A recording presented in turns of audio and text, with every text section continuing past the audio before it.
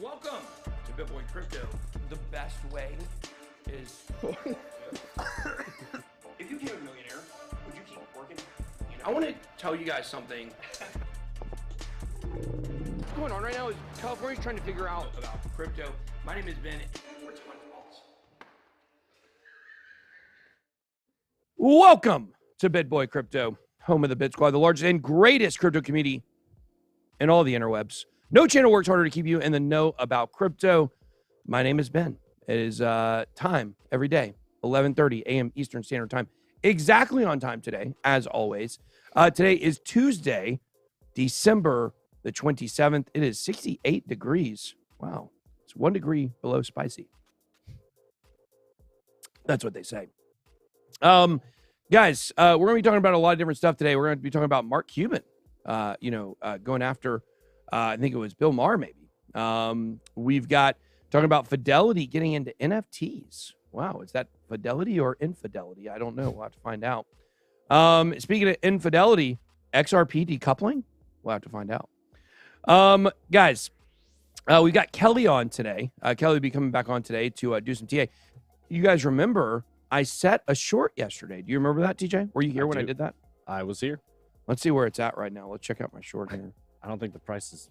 Oh, well. No, it has. No, it has. A little bit. I am up. Let's see. Where are we? Where are we? Got to log in with my face. I'm up 13% right now. Hey. 13% on that trade. So doing pretty good. I'm going to, where should I take profits on that trade at, I wonder? Well, we'll ask Kelly. How about that? We'll ask Kelly where we can take profits. Because I don't think it's going to new lows or anything like that right now. Do you? No. What happened? No, yesterday was a bank holiday. It was also a stock holiday, correct? Yeah. Should have been. Let's check out real quick before we really get going here. Let's check out the, let's see what's going on with the stonks. Let's check out the old SPY, the S&P 500. Let's check out the daily here, see what we got going on. And this would have been, this was Friday the 23rd today.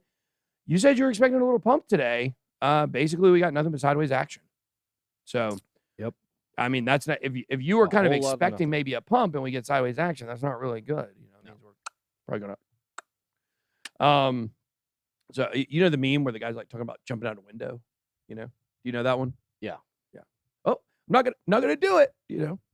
That's how it feels right now with the stock market. So yeah.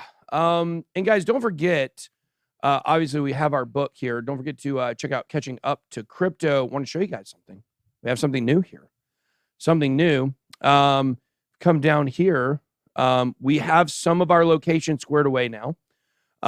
So San Francisco will be at the Creative Film Studio from 6 to 8 PST. We're going to have some, oh, I see this, the Giants hat over there. You know, I played for the San Francisco Giants when I was 8 in Dizzy Dean. It's the only year I ever won a baseball championship. I was 8 years old. It's true. Tagged a guy out at home to win the game. I was playing third base. Why was I supposed to be there? I don't know. Ask Derek Jeter why he was at home plate that one time when he played shortstop. Just saying. Winners win. One time only.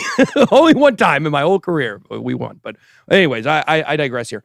We're going to be at the Long Beach Auditorium Space 4 to 7 PST on January the 22nd in LA. We're going to be at the Venetian. We don't have a time for that on the 23rd. We talked to Dimitri. We need to check about Dimitri, see if he's got some room squared away for us there. We're going to be at the Quantum Bitcoin Miami Conference January the 26th.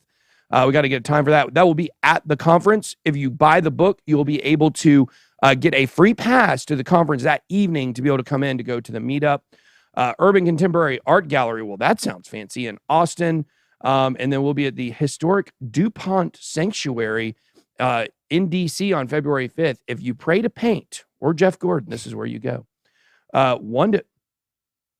We're at 1 to 3 p.m. What is PM? It's a hard stop. It's a hard stop. Need to get that fixed. So there you go. That's where we'll be. We have the date squared away for the whole thing. We're talking to the conference in London, find out our exact date for that. But got to get the pre-order. You got to have the book to come. So make sure you guys check out Catching Up to Crypto. You can go to bitboycrypto.com/book, get all the details there. Really excited to meet a lot of you guys. I know a lot of people have been, one to, come say what's up. These are going to be more intimate meetups than we usually do because obviously you have to have the book. So it's not open to everybody. So make sure you get that and get that going. Also, don't forget to check out our cruise if you want to go to the Bahamas. Who doesn't want to go to the Bahamas with BitBoy? Who doesn't want to do that now? You guys can check out the cruise here, and it takes you, and you can check it out. So Pluto Alliance. It's a long story, but through the Forge, some of those people got rooms, but you can also buy and book regular rooms as well for the cruise. So really excited about that. And then, of course, speaking of Bahamas, don't forget to check out OperationBahamasForever.com. You guys can check out this. Now, I do want to say, when it comes to this, you can buy on Intrapot, which is the location. We sold 1,658. We've already sold enough to cover the lawsuit, so we're really happy about that, at least what we put in so far. So that is really good. This lawsuit, what is this lawsuit? Now, big announcement here, guys. I don't even know if you know this yet, TJ. We are officially, as of today, adding Sam Bankman-Fried's parents to the lawsuit. So we are suing them as well. Barbara Fried, Joe Bankman, we're coming for you. Why did we do that? Why are we doing this lawsuit? What is this? This lawsuit is to prevent the Bahamian government from seizing all of the real estate in the Bahamas that is under Sam Bankman-Fried's name, Barbara Fried's name, Joe Bankman's name, and FTX property names. None of these, outside of the $40 million penthouse, are on the bankruptcy, okay? This means there's $300 million to $1 billion worth of property in the Bahamas that they're trying to hide from FTX users. That money was embezzled from FTX straight to that property. We have given this information, by the way, to the Senate and the Congress. We're the only people in America that have this information, by the way. We're the only people in this country, along with, actually, our documentary filmmakers also have it as well, that we've been working with. We're the only people that have this. Nobody else has it. And we've been told this information has been ground shaking in Washington when they saw what we found. So very excited about that. We're fighting for you guys. I know people say, oh, BitBoy likes to insert himself in the FTX story. Y'all are going to find out. Y'all are going to find out who inserted what. Because, I don't know if there's any dropping of the soap around here for Sam these days. But we're going to be hopefully inserting a lot more money back in your pocket if you are with, if you lost money with FTX or FTX US. And I do want to say this. If we get what we're looking for in this lawsuit, it is going to be a lot of money. And almost all the money is going to go back to pay users, is what's going to happen there. Obviously, the other people that are on the lawsuit with me, they're going to get paid back first.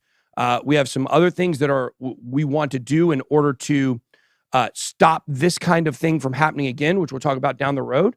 But we're talking about possibly 9 figures going back into people's pockets that we will freely give, that we wouldn't have to give, but we will freely give back to people. That's what we are aiming to do with this lawsuit. Can't get into details about how the mechanics of that work, but this lawsuit is going to be absolutely massive for FTX users. And I can promise you this, people in the BitSquad will be paid back first.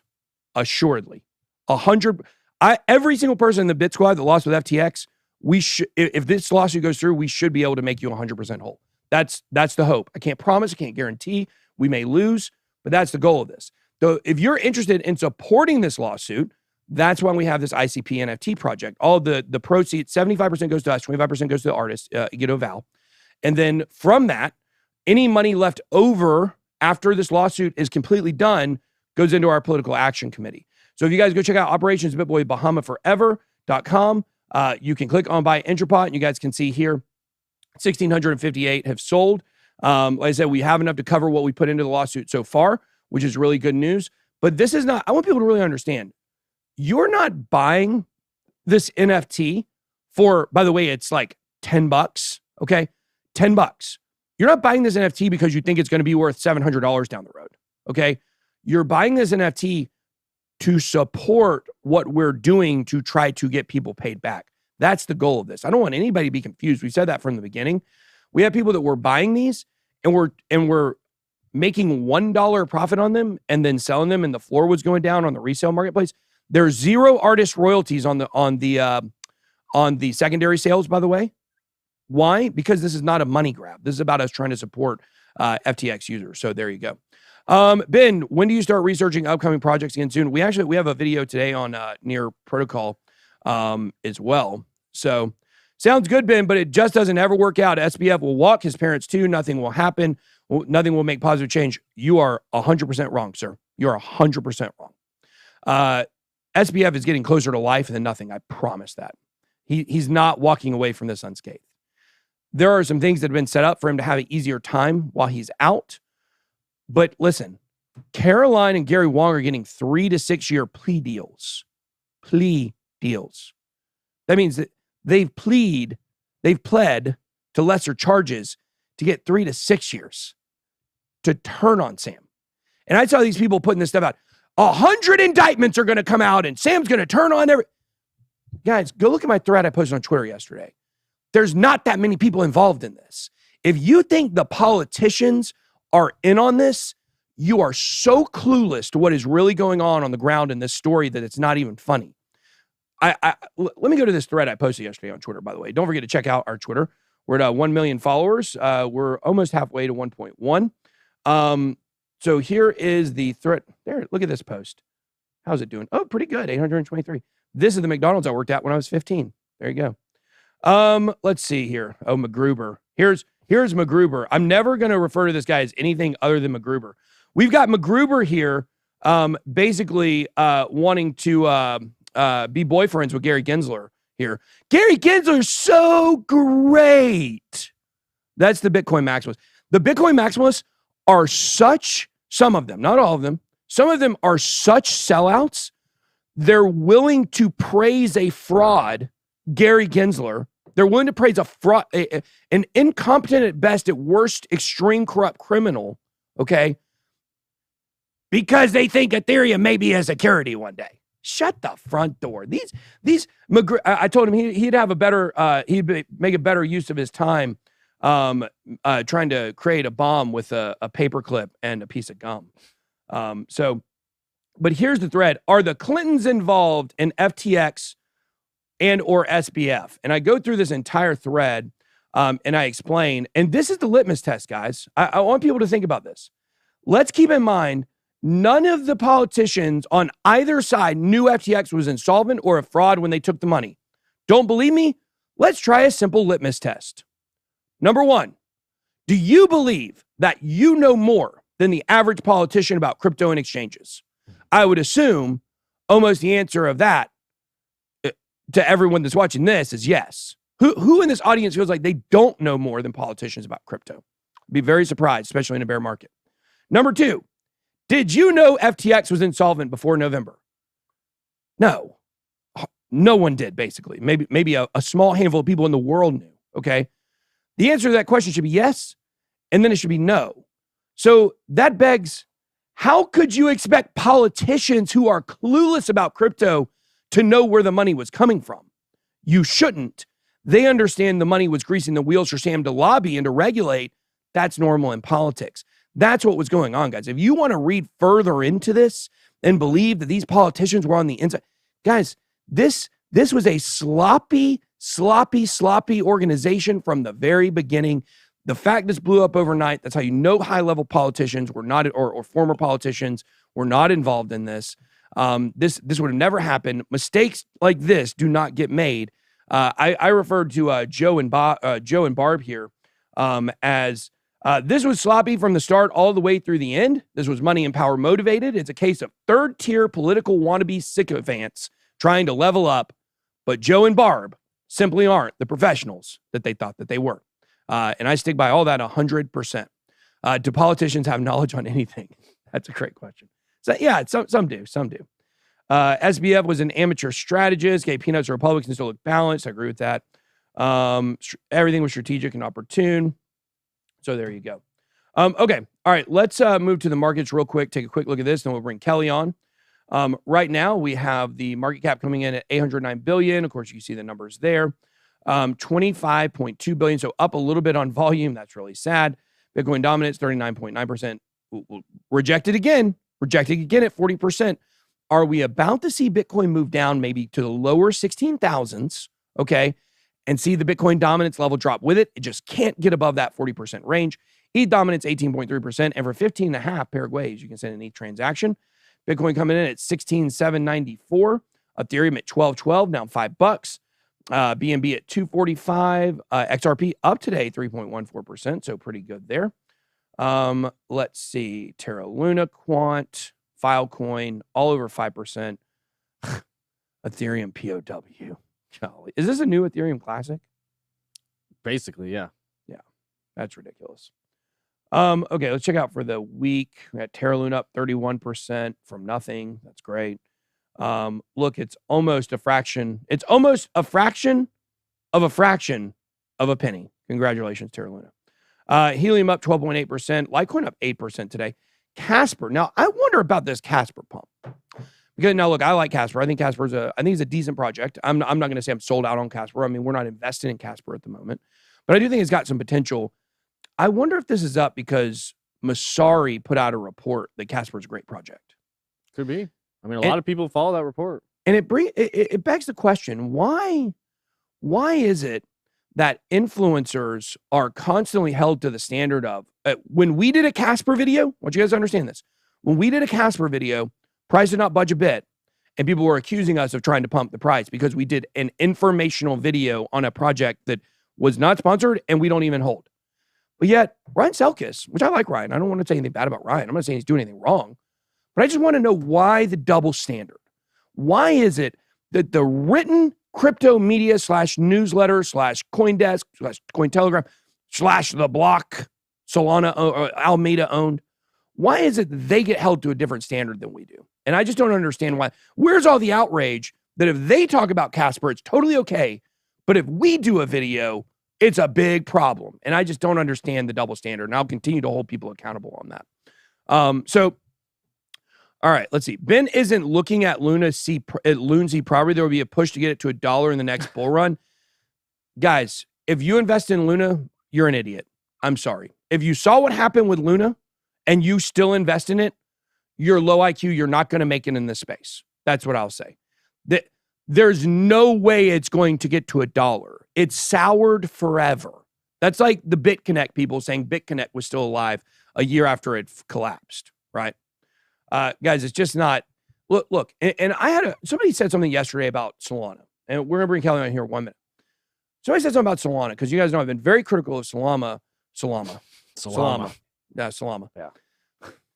Okay. I've been very critical of Solana because number one, obviously, the pause on the blockchain. I've said for a long time, right?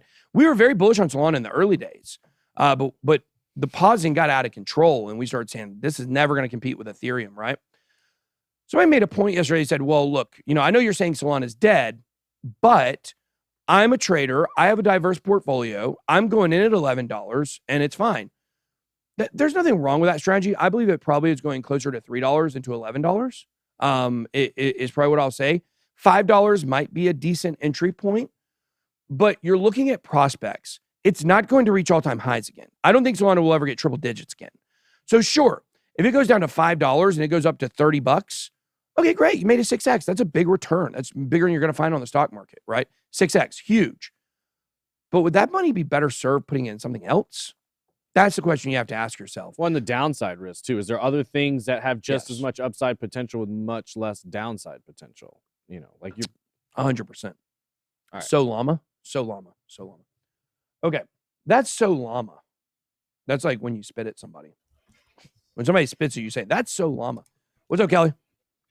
What's up, man? And you know what? Thank you for having me back. And I just want to comment on something you just said about Solana or any investments, really.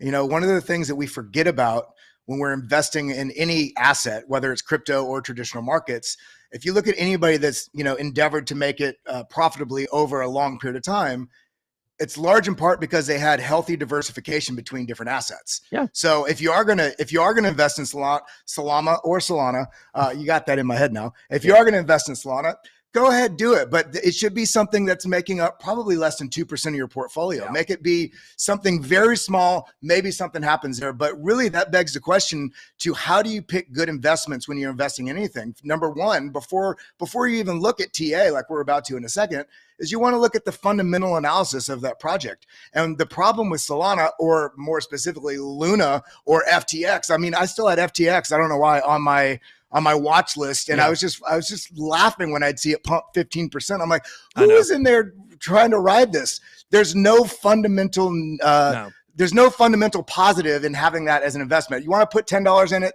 treat it like the lottery, sure. Other than that, it's an absolutely ridiculous investment. Yeah, I agree with that 100%. I think, like, I say somebody's low Q for buying Lunacy. Well, look, if you want to take a flyer on it with a small percentage of your portfolio, go for it. But you should not be counting on that. You're equally as likely to hit it big going to something like in the 200 to 300 range on CoinMarketCap, or 300 to 400 range, rather than Luna or Lunacy or Lunacy. Think about that. Luna, it's Lunacy, but but it is Lunacy. To Solana's point, it's like, maybe I'm not saying that the project is dead, but they're so heavily tied to a failed institution, right? And so I would be waiting to see where the chips fall throughout the next year before I would even consider potentially investing in it. Yeah, I agree with that. But why don't we jump into the charts of what's going on today? Because you opened a short yesterday with, I think, a 17,000-ish stop loss. This is sort of, and just so if you're not following yet, follow BitLab Academy on Twitter. We're trying to share as many signals and charts and other helpful information as we can. But I posted this yesterday, right a little bit after our at the end of the day, right as the daily closed, and it was really just exemplifying why. Even though this structure right here is potentially a bullish structure because it's an ascending triangle, at the same time, we're having all these very bearish signals that are showing right here, right at resistance. We're having a very flat, basically sideways consolidation at this point.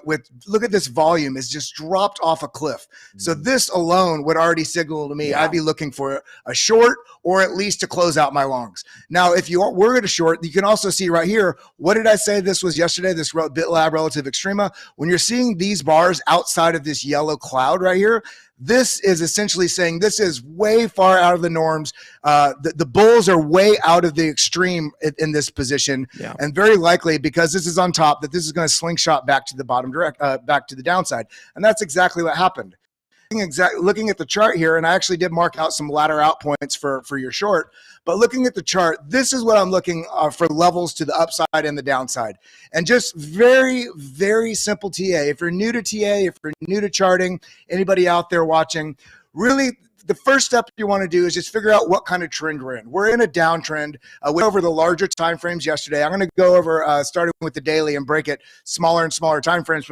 But we're in a downtrend. You can see we're pushing into these yellow bars here with yellow bands, which is the EMA ribbon, and we're getting rejected each time we're up here. Now we're already right here, just as we just exemplified with the chart that I posted yesterday, that we are breaking out of this again. Now these levels that I've marked are just previous lows here, and these are the first levels I'm looking at if we break down from here and continue with momentum to the downside. So let's go ahead and bring up the rest of our charts here, and we can still even see right here we're still having a lot on the daily, a lot of extreme bullishness, the bears are very much more in control right here, with this being on the upside.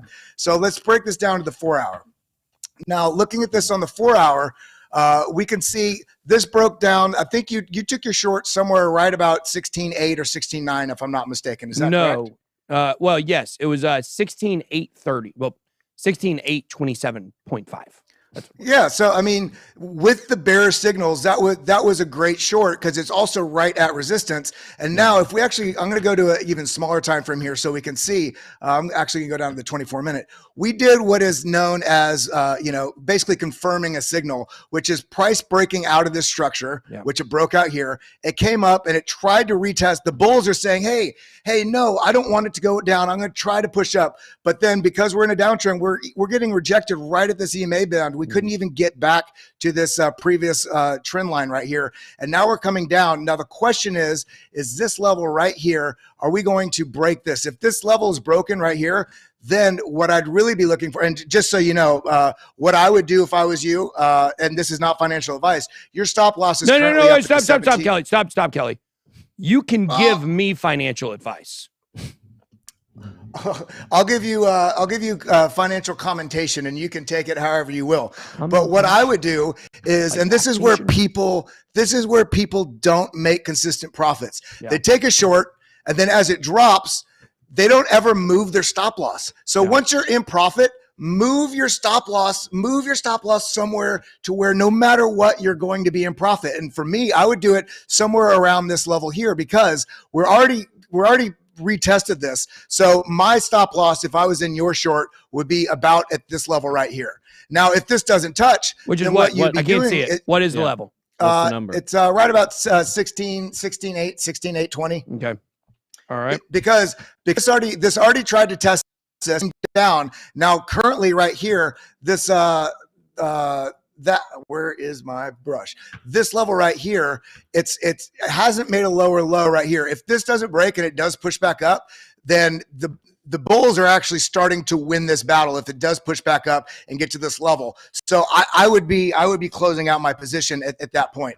Now, looking at this on a little bit, if we were to break to the downside, what I would be looking at is this level right here. I would start to ladder out. Now, remember, I'd be moving my stop loss down along the way, but I would start laddering out, which means not taking every bit out in one go. I'd start to set on the charts in BitGet or whatever exchange you're using, start setting your take profit levels. In this case, I would be setting it at about 16.5. I'd set another one, maybe 20, 30%, another percentage, whatever you deem you want to take out at about 16.3. And then either the majority or the rest at 16.3 even. Now, what I would do is I would still leave some in there in case we do have some sort of, further capitulation, which I do think is possible, because looking at stuff like here on the total market cap, we are sitting right on this threshold of the previous highs back in 2017. If we lose this level, we don't have anything. We don't have anything in this entire level here that would act as any sort of support. So we very well could fall all the way to this level here, which is another 43% to the downside. Now, this also, I do want this here, if the total market cap fell down to $434 billion. Now, this is why diversification is important, and people need to realize that coin typically will have less volatile moves as compared to the rest of the market. So if the total market cap does fall another 40% or 43% in this case, the majority of those losses are going to be outweighing Bitcoin in alts. So in this stage in the game, if you are heavily in alts, then it's going to be you're very likely going to incur more downside sort of losses in this case. Now, what I do want to point out here is this is something that I just saw right before we came on stream, which is interesting. There's over 4 billion in liabilities on miners right now. Miners have already been struggling a bit because they've been basically operating at break even or a loss for quite some time now. And being that they owe $4 billion, they have $4 billion in liabilities, there could be a cataclysmic sort of drop if that were to fall. And, that being said, we also have stuff like Apple, which is hitting new year-to-date lows. There's other stuff going on in the markets. But all that being said, I do want to give a little bit of hope. We do on this, for anybody that can't afford Glassnode or CryptoQuant or Santiment or any of those paid services, there are free services like lookintobitcoin.com or Check on Chain, where you can get great charts. And in this case, we're seeing the price forecast tools, which is showing the coin value days destroyed, the balance price, terminal price, delta top.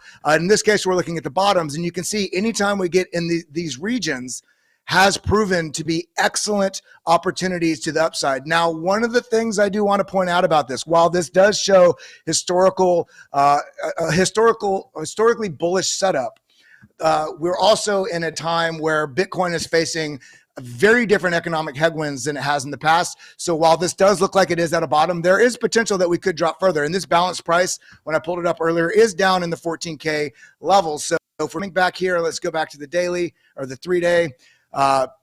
These are the levels that I'm looking at right here.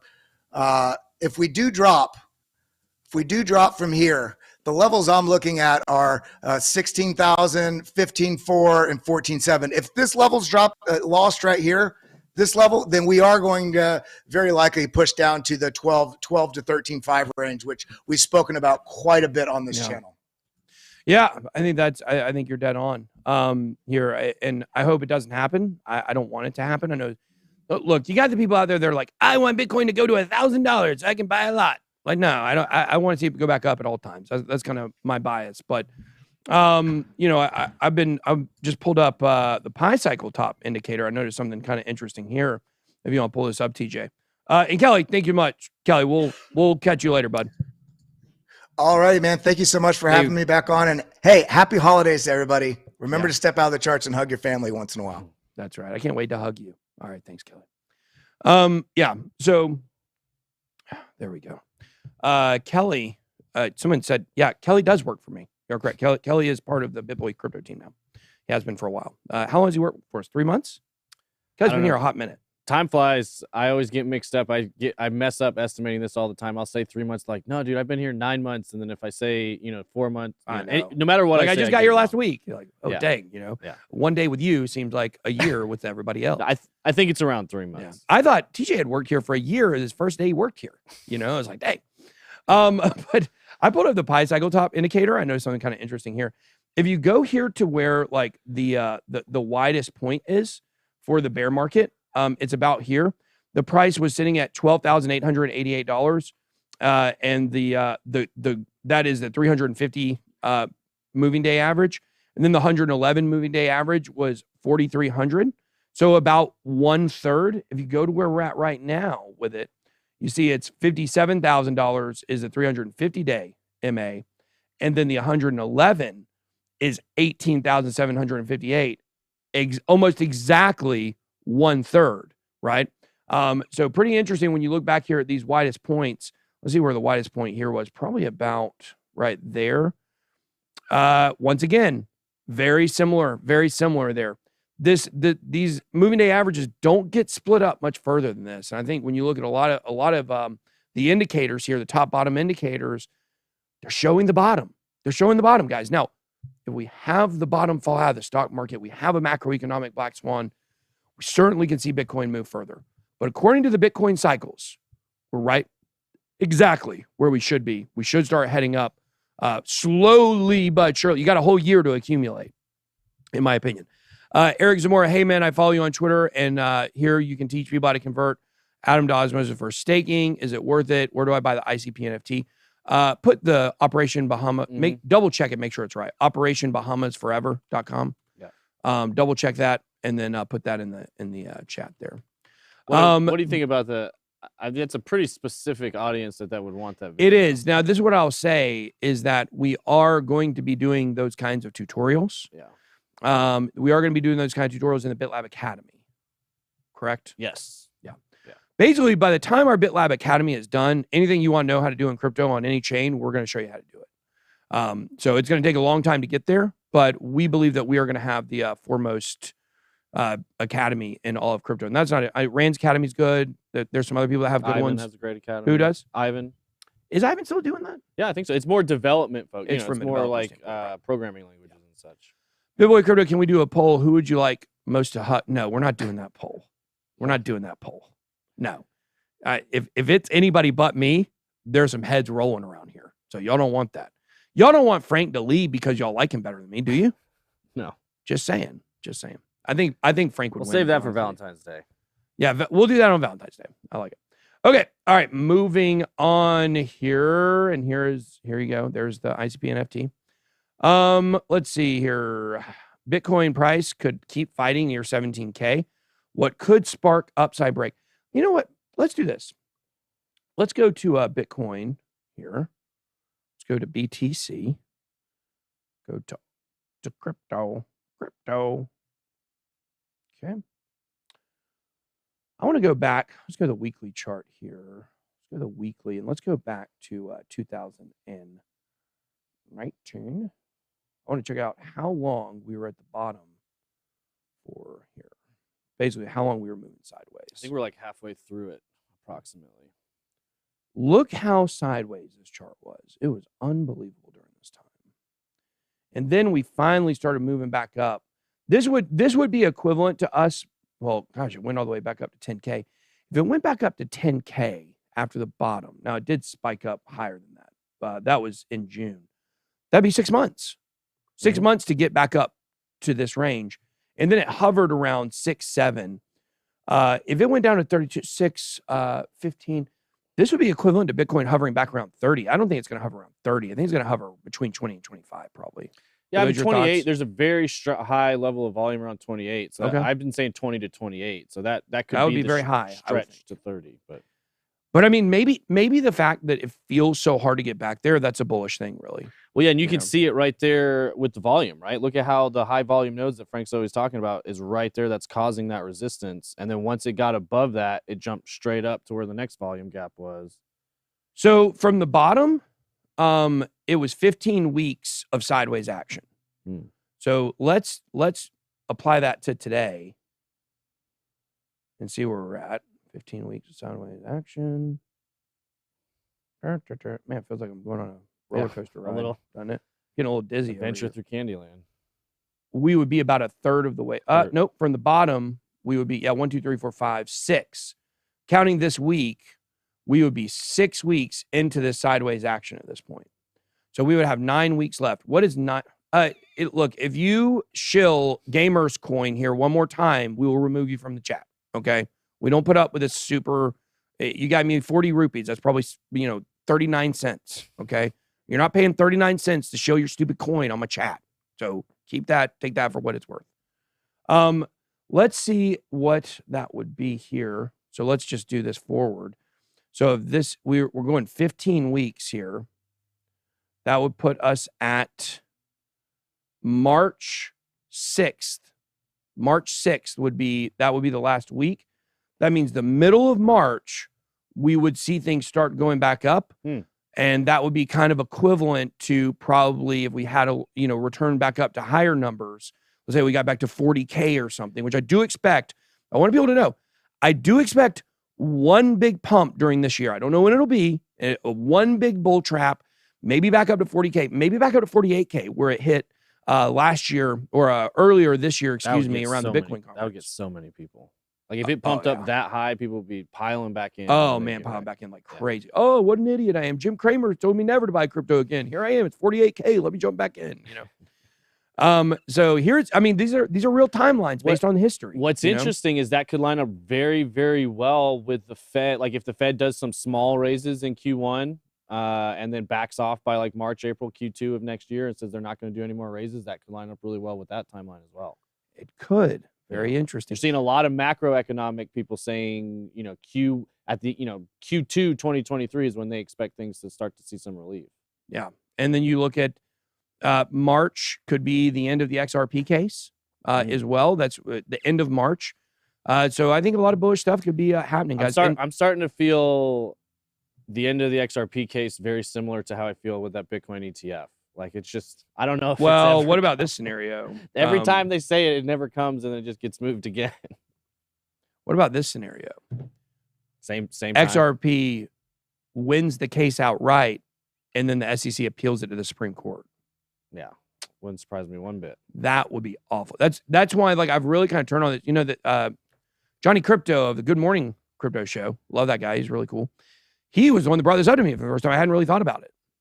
We kind of don't want XRP to win. And take it to a higher court. It's better to settle, and that way it's over and done. So I hope Brad Garlinghouse is checking that out. Sin City Crypto in the house. Hola, hola, hola, hola. Sin City Crypto. So those are my favorite people in crypto, pretty much. I love those guys. Okay. All right. Back to this. Fighting near 17K. What could spark upside? I don't care about a sparking upside. We're going sideways for a while. So Bitcoin worth hundreds of millions of dollars keeps outflowing from exchanges. Guys, this is more of an expression of the lack of confidence in exchanges, in my opinion, rather than people moving off because they think the price is going way back up. But we could start seeing a combination of that, actually. People are starting to believe that the bottom is in, then that could compound this and we could get more going off the exchanges. So it may actually be a pretty good thing there. All right, Bitcoin hash rate recovers after Big Freeze shuts down miners. I'm talking to Hussein today. We have a meeting with Hussein at like 6 o'clock this afternoon. Hussein is very involved in what's going on with Celsius right now. I'm very involved in what's going on with their mining operations. Very curious to hear his point, and hopefully we'll have more on this tomorrow, on how the Core Scientific bankruptcy affects the Celsius Bitcoin mining operation. So, because they were using Core Scientific, I believe. So very interesting. Either that or Core Scientific was one of they owed them a fair bit of money. They made a big loan to Core Scientific. Is that what it was? I believe Celsius said. That's what I'm going to get all that information from. I'm not super versed on all the details. So let's open up the club here and Fit Boy Show. Yeah, that's right. Guys, I'm wearing a size medium shirt today. This is a medium shirt. I never thought I could fit in a medium shirt my whole life, and here I am. Bitcoin Network's hash rate has returned to regular levels again days after freezing temperatures across the U.S. put a strain on the nation's electricity grid, leading to a temporary drop in hash rate. Recent events prompted a controversial statement from FutureBit founder John Stefanop, who suggested the fall in hash rate was due to a number of highly centralized mines in Texas turning off at the same time. He says, I know, does not change the fact that a few large mines in Texas affect the entire network to the tune of 33%. Everyone's transactions are now being confirmed 30% slower because the hash rate is not decentralized enough. Hash rate was distributed evenly around the world by tens of millions of small miners instead of a few dozen massive mines. This event would not even register on the network. What did he say? So, they said we're associated with it, but we're not. No one buy Gamers Coin ever. It's the worst project I've ever heard of. There you go. You want to come in and shill? There's your shill. Do not, under any circumstance, buy that S coin. Thank you. So you come in and shill stuff in my chat, it's going to backfire on you. Hope you learned that. Take your rupees back. I don't even want them. Link from Zelda may be able to use them, though, so remember that. He's trying to save a princess. Bitcoin bull Dan Held, however, refuted Stefanop's take on the events, arguing that weather patterns do not mean centralized ownership or control. What if we can control the weather for Bitcoin mining? That's what we need. That's just kind of a silly, I don't understand that. Bear markets play Bitcoin mining companies to the tune of $4 billion in debt. I say because of the dang Ben, my Gamers Coin bag's going to zero. Come on, Brokoshi, no dinero. I know that's why you got no dinero, because you're always buying the wrong coins. What do you think about this story? How do you feel about what he's saying here about the fact that if we had a lot more small miners, but we're never going that way again, correct? No, I mean, there's no way you're going to get a lot more small miners, in my opinion. It's just going to lean heavier and heavier towards institutional miners. I think it's definitely a relevant point to be made, but it's also not that big of a cause for concern, in my opinion. I mean, the network did what it was supposed to do. Some of the miners turned off. The network adjusted. It made it easier for other miners. So, in my opinion, it's nothing really. Yeah, I agree. Okay, we got crypto analyst says Bitcoin miners sell roughly 100% of the coins they mine.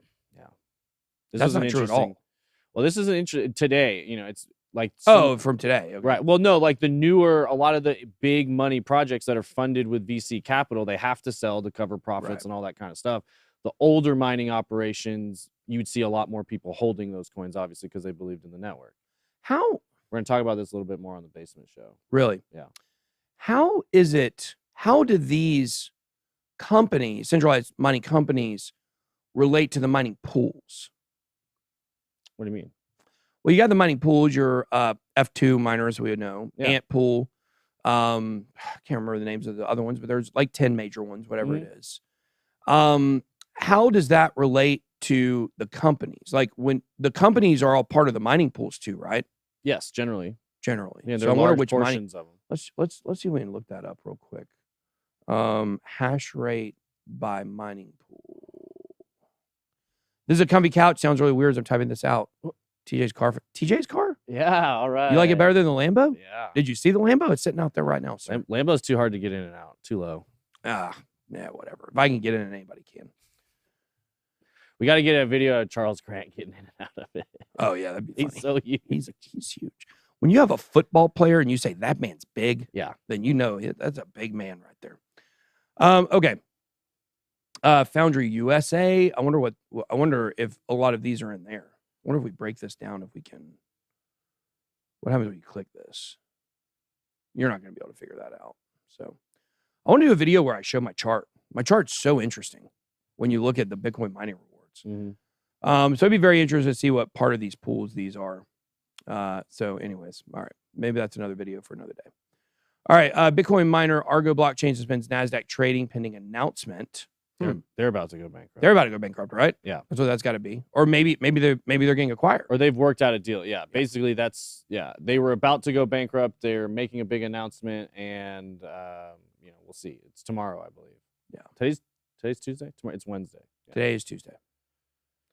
Argo warned in October it would become cash flow negative if it failed to raise money after a financing deal. What a sad. Oh, look. If you want to check out the F, you got to go somewhere different. But for ILD for Chapter 11 bankruptcy, this is when you get bankrupt. They don't have debtor's prison. They send you to a debtor's island. So you aisle for bankruptcy? How do I come up with this stuff? So anyways, it's really sad when you're a company and you're like, for us to remain positive, somebody's got to give us a lot of money. Like what? Where does that?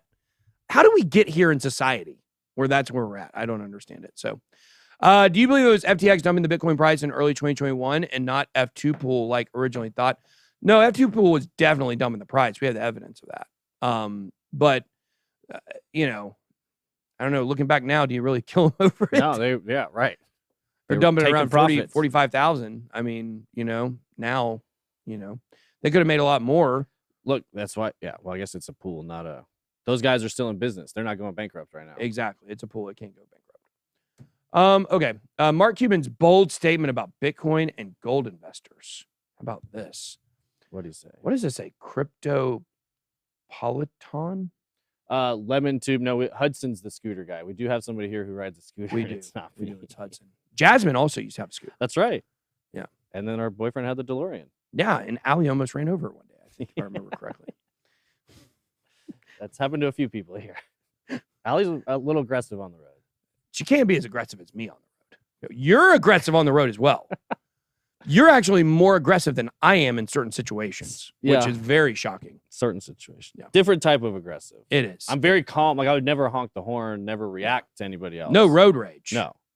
But I wouldn't either. You guys know I went to anger management for road rage. I did that since I've had this channel. So well, you know what? I was at a red light. This was about a year and a half ago, I guess. And I was at a red light and my wife was driving and somebody honked the horn at her. You honked the horn at my wife? I'm coming to your window. I hope you're prepared if I'm in the car. So I did. And they were like, we weren't honking at you. They were really scared. I looked like a crazy person. So my wife was really mad at me. My wife was more mad at me for that than she was the person honking by a long shot. So yeah, how many of y'all feel that way about your wives? Somebody honks at you. It's you. You can deal with it. Somebody honks at your wife. There ain't no wife honking around here. Okay.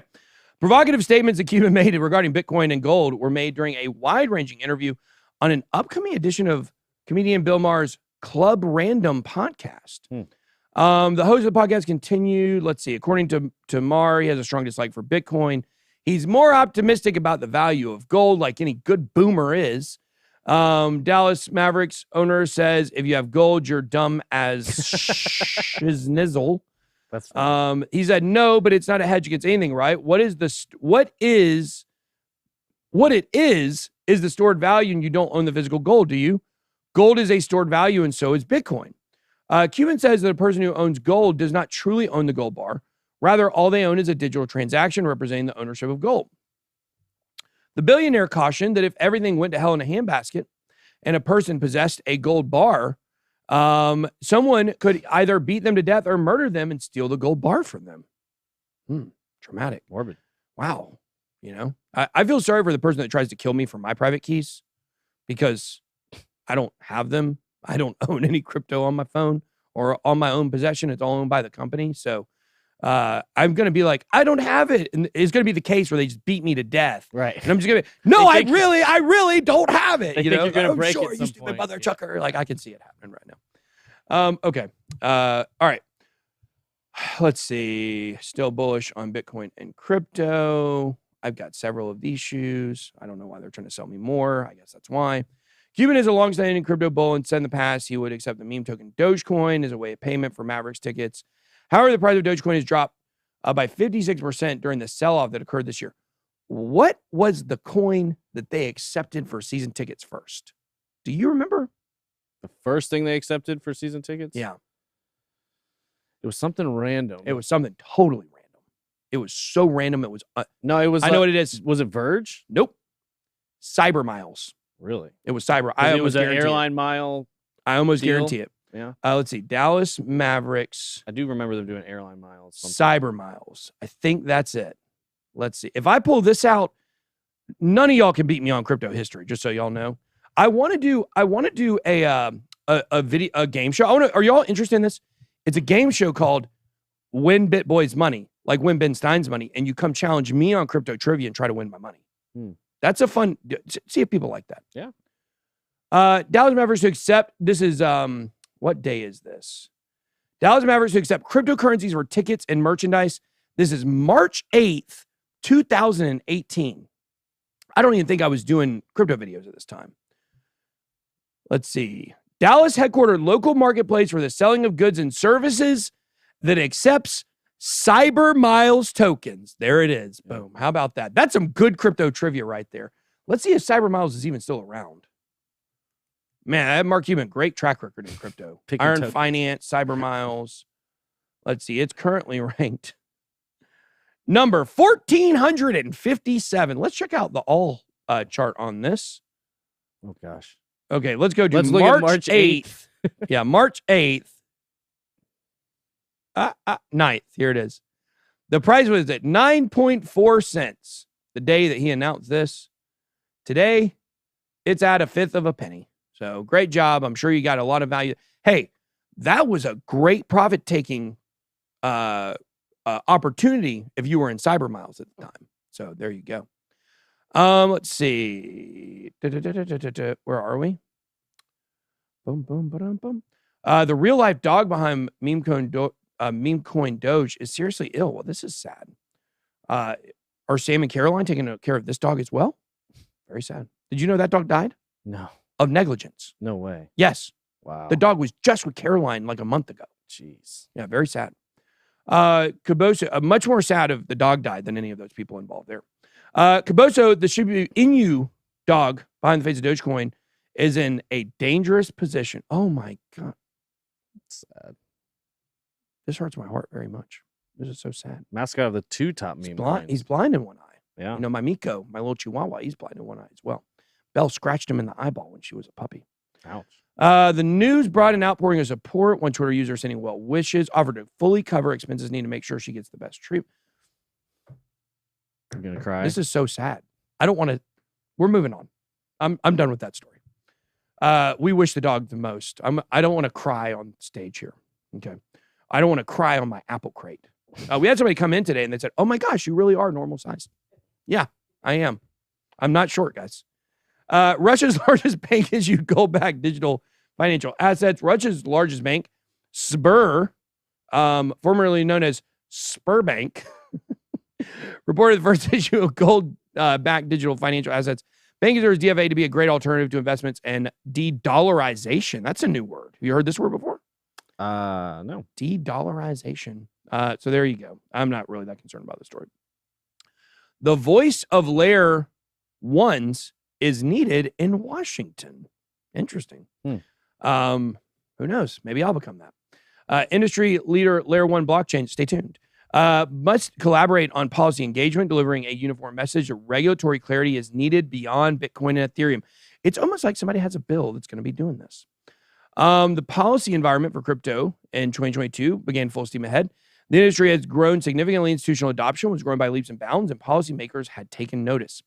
There now appears to be some bipartisan consensus, and I can tell you from speaking to people on the ground that you have heard of, not randos in Washington, what this sentence says is 100% accurate. There now appears to be some bipartisan consensus in the U.S. Congress that new digital assets legislation is needed to protect customers or consumers. The 118 Congress that begins its work in January will likely pass some sort of regulatory framework for crypto and blockchain technology in 2023 or 2024. Not only this, however, sorry,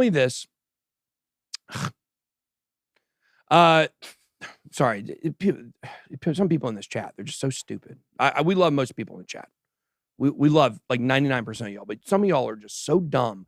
I don't know how you go about your day-to-day lives without falling over and hitting your head and killing yourself. Like, I'm really just surprised, some of these people in the chat. But the fact that not only is this true, I've been told this is the only area in the next 2 years that we will get passed legislation on. The only area. It's the only thing in Washington that has bipartisan support. Now, look, certainly that can change. There could be something that happens, an event that, causes legislation, of course. But as of right now, this is the fact. This is what's going on the ground there. And this also reminds me, let's see, we need somebody to speak for layer ones. Yeah, that's going to be me. Get used to it. We also had the CoinDesk article I covered in the story yesterday. I wanted to point this out. I didn't realize this. Nope, this is not the right one. Nope, I want the one about the bond, the shrinking bond. Here it is. This is the article we covered last night about Sam Bankman-Fried. I didn't realize this is the meta law man. I had a meeting with this guy. I can't remember if we had him on the show or not. I don't think we had him on the show, but I had a meeting with him talking about some of the stuff going on with FTX. He told me that when it comes to this, the $250 million bond, we're just at the beginning of the rabbit hole on this. It goes very deep. He says, watch out. This is what he told me last night. Big shout out to James Murphy. He told me last night, watch out for people, Southern District of New York apologists trying to come out and claim that everything we put out in our video last night is normal. This happens all the time. Let me actually give you some stats if you guys want to know these stats. Okay. So let's talk about Bernie Madoff. Okay. Now remember, Sam Bankman-Fried, his parents put $4 million up for him to get out. It's called a personal recognizance bond. He has a $250 million bond. They put up $4 million in property. That's it. They're basically banking, no pun intended, on Sam showing up to court. And that's what the bond is based on. He paid $0. $4 million worth of property, one house. That's what they put up for a $250 million bond. The judge had to step down, had a conflict of interest. Her husband represented Sam in BlockFi proceedings. Here's some examples. Okay, is this normal? Bernie Madoff, he had a $10 million bond supported in $10 million of real collateral. Martin Pharmabro Shkreli, he had a $5 million bond supported by $43 million in real collateral. Ghislaine Maxwell denied bail in the same exact court.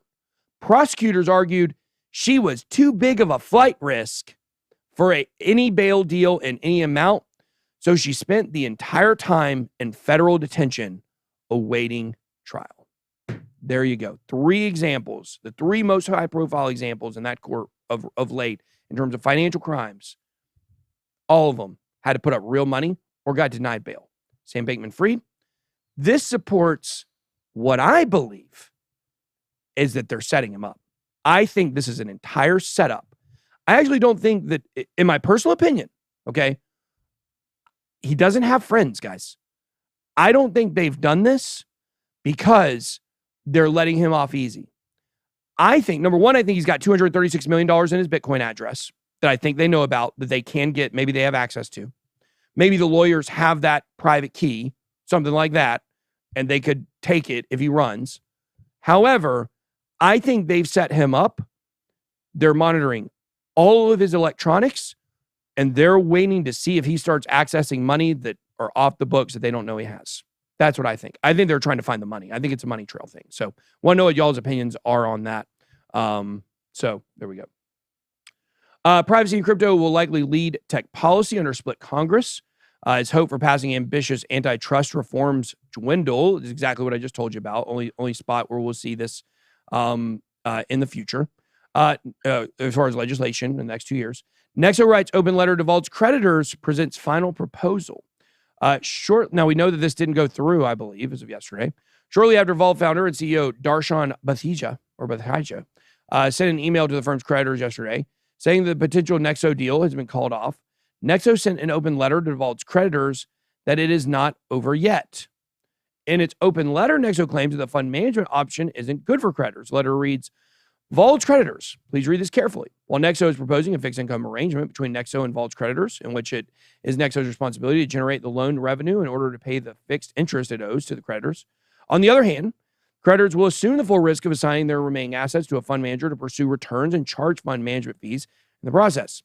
We cannot help but wonder why there's such an aggressive push toward the fund management option and what kind of ulterior motives could justify taking an alternative direction to the detriment of Vold's creditors. I need to send a text message. I just decided for lunch I want avocado toast. That's usually what I have for breakfast. Thanks guys for bearing with me on that. Nexo's final proposal is slightly different from its previous proposal. Nexo is not giving up on its attempt to save Vold. Very interesting. So Nexo trying to play a big role here, trying to play Vold, trying to save Vold. And then, of course, we have Binance trying to save Voyager. I've heard they're probably going to try to buy Celsius next. We'll see what happens. Fidelity shrugs off crypto bear market, files NFT metaverse crypto trading patents. See if they have that image. They had an image yesterday that I saw somewhere. It's not on here. Okay. All right. Its applications cover NFTs, metaverse investment, and virtual real estate investing. Is there anybody right now that believes that metaverse is less than 8 to 10 years away at this point? What do you think, TJ? I mean, what do you mean? You're saying like people spending a large portion of time in on certain platforms? Yeah. Sure. Yeah, I mean, it gets real trippy, because if you look at how much time people are spending on platforms like Twitter and Facebook and Instagram and, even, TikTok and some of those. Well, yeah, but that doesn't... It's not fully immersive. No, I'm talking about, here's what I'm talking about. I've just realized how bad this Facebook rebrand is. Meta. Mm-hmm. People that were in Metaverse, a year ago hardcore, for the most part, they cringe when you say the word metaverse now. They're like, oh, we were so stupid to think this was so close. That's a general consensus I get from people. Yeah. No, I definitely think the fully immersive environment is a long ways off. Yeah. To where people are making money in these metaverses. Like going to work in them and stuff? No, not necessarily. I mean, selling NFTs there. I mean, See, I would, it's tough when I think really what we're living in today, Twitter and TikTok and YouTube are, Right. But Metaverse didn't rebrand or Meta didn't rebrand for that. No. Right. That's the point I'm making. Yeah. So somebody says 15 years minimum. Somebody says 2 to 3 years. I mean, I think 10 is pretty standard for a pretty immersive environment, but I think we'll see major strides obviously along the way. So we'll see big steps in the next 4 years, but it's going to be still some kind of hybrid of what we have now and what it's going to ultimately turn into. Zabadoo says, I want to have Metaverse so I can get on it with hot women. Okay. Oh, that's not what that said. Sorry, there was a word reversal there. Yeah. Come on, sir. You need to calm down over there. Okay. Let's see. However, Fidelity appears to be utilizing the sluggish markets as an expansion opportunity, especially when the total value of its assets under management has also taken a hit. The bear market. Did you see? I'm gonna be honest. I don't care about Fidelity. It means nothing to me. I hate covering these bank stories. They're so dumb. I mean, I know that they're important, and we should say Fidelity. How many times have we said Fidelity's getting into crypto? Probably like 100. 100, probably. They just don't move the market. Nobody cares. They all run together. They all sound the same. Yada yada yada. But did you see the TVL numbers on Solana? I heard down like 90%. More than that. Let's see if I can find this tweet. It was from a guy. What was his name? Is it Zach something? Let me go to my tweets and retweets because I think I retweeted something here. Here it is from Eric Wall guy. It's from him. It's not this tweet. It's something else. I think he's the one that put it out. Let's see if I can find this. Control F, Solana. 98%. The TVL dropped 98% on Solana. That's a lot. It was like 56 billion to like 400 million or something like that. Jeez. That's unreal. I mean, it's not when you know what's going on with Solana. Here we go, Cardano. We have a little Cardano story here. Cardano founder Charles Hoskinson on NFTs. Twitter Spaces he hosted on December 26. Hoskinson had this say about NFTs. They're useful for anything that you have a collection of or it's connected to anything beyond standardization. For example, a deed of land, mineral rights, water rights, any notion of property rights in the GameFi space, any notion your character progressing through the game, your activities, special powers, yada yada yada. They can represent experiences. Talking about degrees. What I want to do is get involved with high level, metaverse GameFi and something related to collectibles, and then watch how those things evolve. Exactly. That's kind of what I'm saying. I think they will be big, but very far away. Oh, look at this. On October 7th, October 20, I didn't even know I was in the story. There it is. A popular crypto analyst gave high praise to Cardano-powered NFTs. Cardano NFTs are the best NFTs. Now, to my knowledge, Vumio, launching in January, will be the only multi-chain that has Cardano NFTs on it. The only multi-chain NFT platform. So probably want to check that out. It's always great when I find myself in an article. How do you feel about it? Have you ever found yourself in an article, TJ? No, I don't think so. Sorry about that. That's all right. It wouldn't really do much for me, to be honest. No, it doesn't do anything for me either. Yeah. It's give or take. It's whatever. I like it, guys. Put me in, coach. Okay. Polygon squashes new milestone in user activity. Layer 2 scaling solution Polygon squashed a new milestone, wrapped up. Despite the bearish conditions, it surpassed 200 million mark in total unique addresses. Now, how much do you think this was helped by the top 2 NFT projects from Solana, DGods and Utes moving over to Polygon? Probably a considerable amount, I would think. Yeah. Starbucks has announced collaboration with Polygon. Can you buy a cup of coffee with Polygon? Could you? If you can buy a cup of coffee with Polygon, we're at full-blown, I was going to say addiction, but adoption. Yeah. Full-blown caffeine. Probably depends on who you talk to in that Starbucks line. It probably works for both. Works for a little bit of both. Yeah, probably so. Ben, do you play Call of Duty? No. Okay. I play Madden. You check out my son's channel, All Madden Sports. We're currently trying to win the Super Bowl with the Houston Texans. I did trade. I got Malik Willis as our quarterback. Pretty impressed with him on Madden. He's pretty good. There we go. Arbitrum drops Ethereum to 3-year lows and breaks all-time high. How did it drop Ethereum? It must mean fees. Yeah. Layer 2 protocols, in particular Arbitrum and Optimism, account for more and more activity on Ethereum. The growth and share of daily transactions is so strong. Ethereum itself has fallen to its lowest level in 2.5 years. In aggregate, these rollups account for almost as many transactions as their basis. Now, I believe... Let me see this real quick. Polygon. If you call it MATIC, you're an OG. Polygon is ZK rollups, right? Polygon ZK EVM rollups is a breakthrough. So Arbitrum and Optimism both use optimistic rollups. Yep. Polygon uses ZK rollups. The Optimism ones are faster. The question is, how much faster do you need them to be on a layer 2? I don't think it factors in this cycle. Maybe the next cycle it does. But I like Optimism and Arbitrum, but, obviously, we're very sold out for Polygon. We think Polygon is the winner for layer 2s. Crypto Cocktail, is Choice a good option for crypto Roth IRA? What's the name of the company we were talking about working with? Bitcoin IRA. I've never heard of Choice. Never heard of it. Okay. XRP, where's my XRP? Arm me up. Throw the X up. When are we getting those XRP hoodies in the store?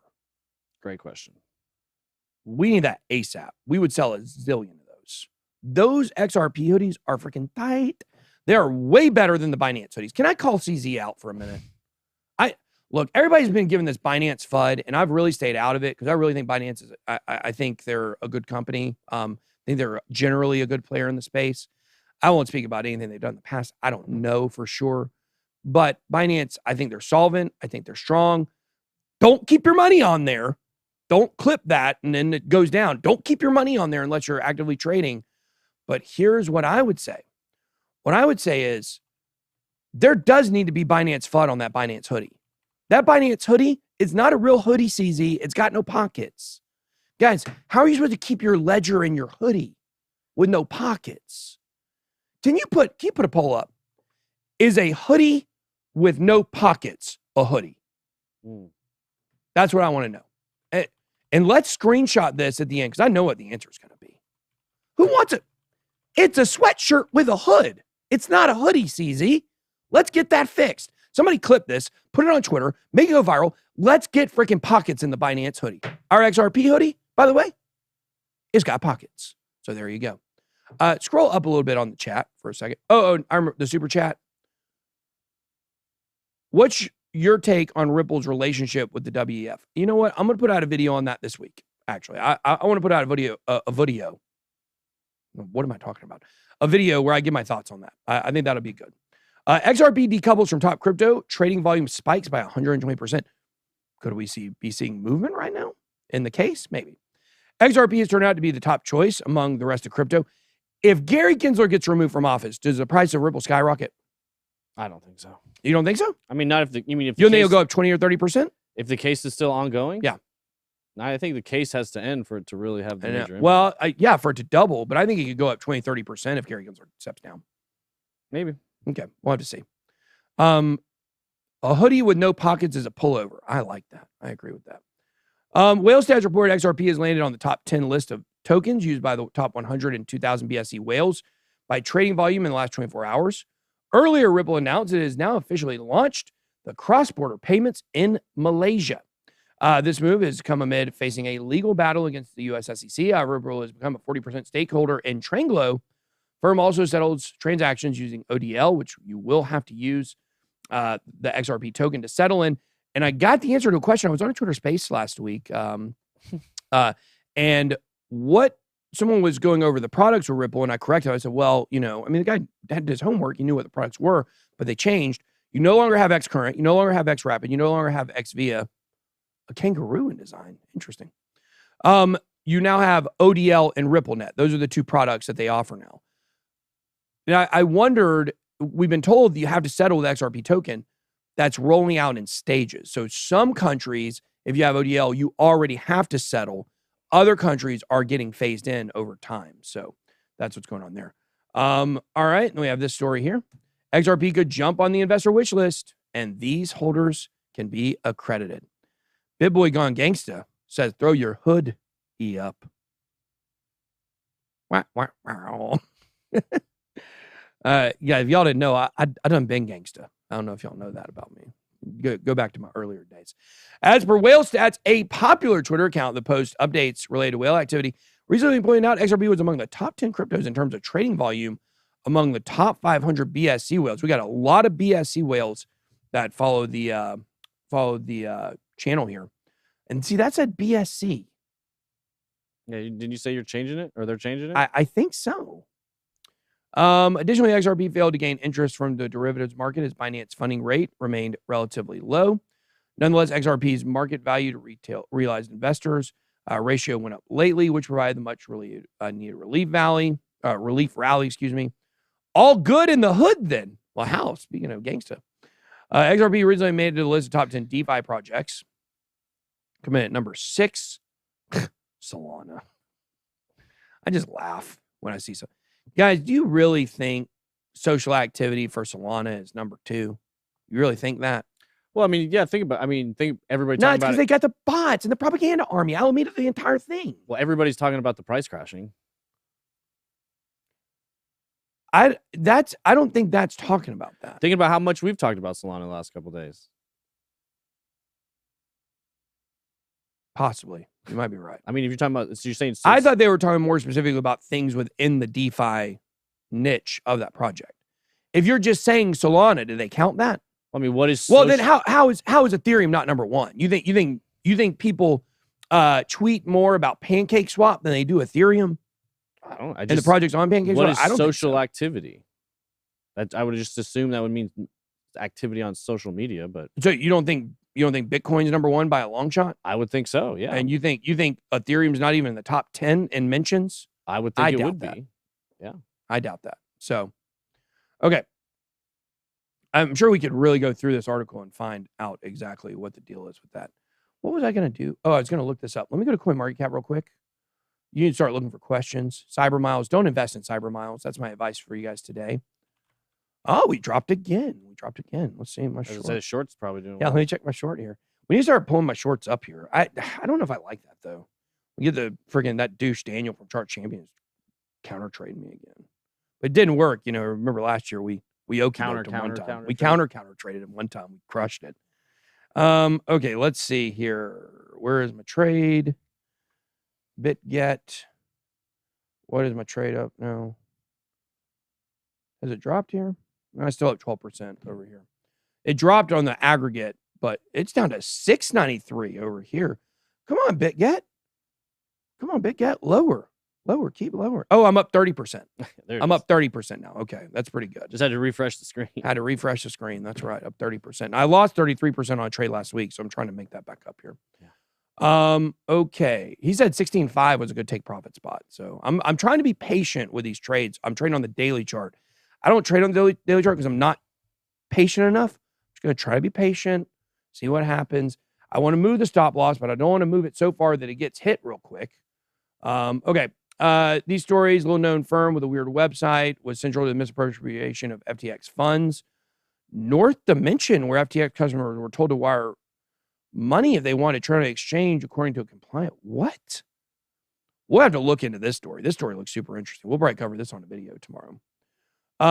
Near Protocol Project Octopus Network lays off 40% of team. Not good. Near Protocol video today. I think we were actually invested in Octopus, if I remember correctly. I think I know for a fact we are, or we were. Andre Cronier says Phantom will focus, on DApp ecosystem expansion. Yeah, Andre Cronier, he comes and goes, don't he? He does. Crypto.com promotes COO to president as exchange faces scrutiny or exchanges. And then lastly, we have LastPass reveals just how bad August breach was. We were using FastPass, got off of it, correct? I don't know if we were on LastPass. Might have been on something similar. No, we used LastPass at one point for sure. Yeah. Okay. Yeah, early on. So.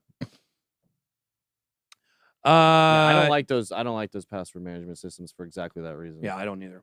Ben, I was at the Catholic Crypto Conference, so the speakers thought I was you. Oh, well, that's pretty cool. I was supposed to be then. I guess my viral video of me saying the F word for the second time only on the channel in 5 years went viral. I think they didn't want me to come after that. So, you know what? Jesus kicked in the door of the temple and freaking drove out the people with the whips like they were snakes, the money changers in the church. So, you know what? I came kicking the door down at FTX that day. So it is what it is. I got no regrets. No regrets. YOLO. That's what I got to say. All right, moving on. Let's go.